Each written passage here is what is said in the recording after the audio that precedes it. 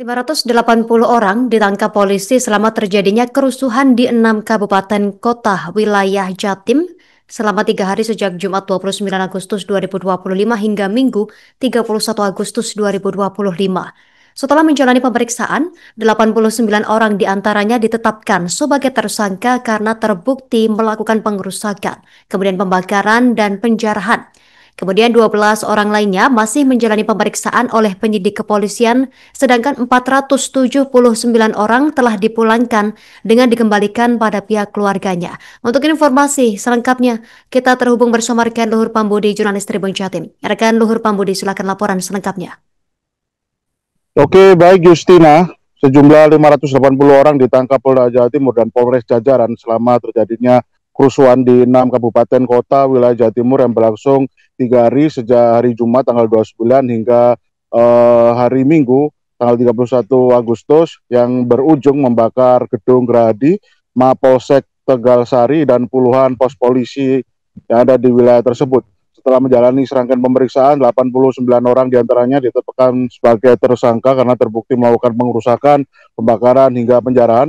Lalu 12 orang lainnya masih menjalani pemeriksaan oleh penyidik kepolisian hingga Senin tanggal 1 September malam. Kemudian untuk 479 orang lainnya telah dipulangkan dengan dikembalikan pada pihak keluarganya masing-masing atau dikuasakan dalam proses penyerahannya melalui LBH Surabaya. Khusus untuk kasus pembakaran dan pengerusakan gedung Gerahadi, kemudian Mapolsek Tegalsari dan pos polisi yang ada di jalanan kota Surabaya hingga Kabupaten Sidoarjo pada hari Jumat tanggal 29 hingga hari Sabtu tanggal 30 Agustus malam, 33 orang yang ditangkap itu telah ditetapkan sebagai tersangka. Rinciannya 22 orang tersangka ditangkap oleh anggota Satreskrim Polrestabes Surabaya, 9 orang tersangka ditangkap oleh Ditreskrim Polda Jawa Timur dan 2 orang tersangka ditangkap oleh Satreskrim Polresta Sidoarjo. Menurut Kabid Humas Polda Jawa Timur, Kombes Pol Jules Abraham Abbas, para tersangka yang ditangkap itu ada yang berusia dewasa dan ada juga yang masih berusia anak di bawah umur. Kemudian khusus untuk anak yang di bawah umur atau status sebagai anak berkonflik dengan hukum akan diserahkan kepada pihak lembaga khusus yang mendampingi ABH atau anak berkonflik dengan hukum selama proses hukum yang dijalaninya masih bergulir. Pihak penyidik juga masih melakukan pengembangan dalam proses pemeriksaan para tersangka itu, termasuk mendalami adanya keterlibatan afiliasi kelompok khusus yang kerap kali menyebabkan aksi anarkisme di beberapa wilayah Indonesia. Namun berdasarkan hasil pemeriksaan terhadap para tersangka, Jules mengungkapkan ada beberapa tersangka yang memang dengan sengaja dan meniatkan diri untuk melakukan pengerusakan dengan menunggangi momentum aksi demonstrasi tersebut. Bahkan ada juga yang sekadar ikut-ikutan melakukan tindakan tersebut karena diajak turut serta oleh teman atau lingkungan tempat dirinya berada. Namun disinggung mengenai motif khusus dari para tersangka nekat melakukan aksi anarkisme tersebut, Jules menjelaskan bahwasanya penyidik masih akan mendalaminya lebih lanjut. Termasuk mengenai alat sarana persenjataan yang digunakan oleh para tersangka dalam jalannya aksi anarkisme tersebut, Jules tak menampik bahwasanya penyidik menemukan beberapa bom molotov yang dibuat atau dirakit menggunakan botol kaca, cairan bahan bakar, dan sumbu berbahan kain. Namun ada juga benda-benda lain yang dipakai oleh para tersangka untuk melancarkan aksi anarkisme tersebut.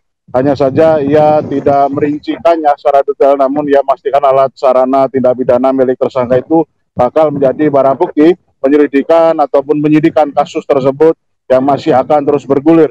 Kemudian mengenai konstruksi hukum yang dikenakan kepada para tersangka, Kabid Humas Polda Jawa Timur menyebutkan para tersangka bakal dikenakan pasal 363 KUHP mengenai pencurian dan pemberatan, kemudian pasal 170 KUHP kekerasan dengan orang atau barang, termasuk Undang-Undang Darurat Nomor 12 Tahun 1951 tentang kepemilikan senjata tajam. Selain itu, para tersangka juga dikenakan pasal 212 KUHP tentang melawan petugas yang sedang bertugas, kemudian pasal 351 ayat 1 tentang penganiayaan yang menyebabkan orang lain terluka. Ada juga pasal 187 ayat 1 junto pasal 53 tentang percobaan pembakaran serta pasal 406 tentang pengerusakan yang tentunya ancaman pidananya di atas 5 tahun penjara.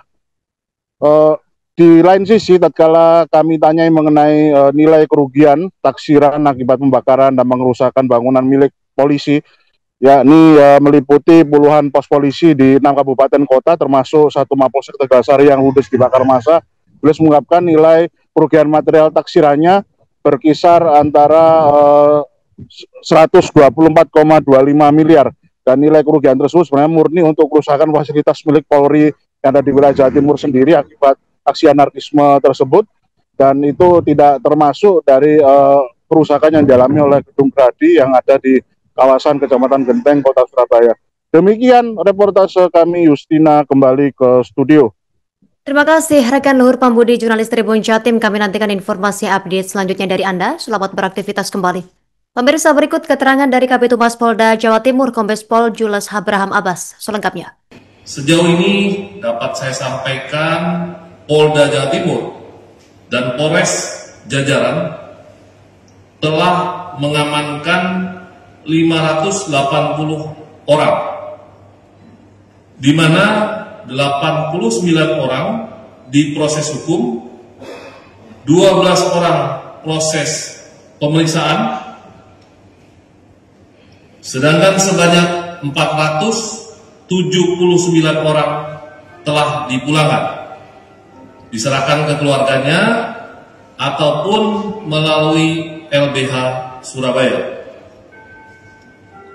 Keseluruhannya adalah pelaku unjuk rasa anarkis dan perusuh pembakaran. Ada 2 lokasi. Download Tribun X sekarang, menghadirkan lokal menjadi Indonesia.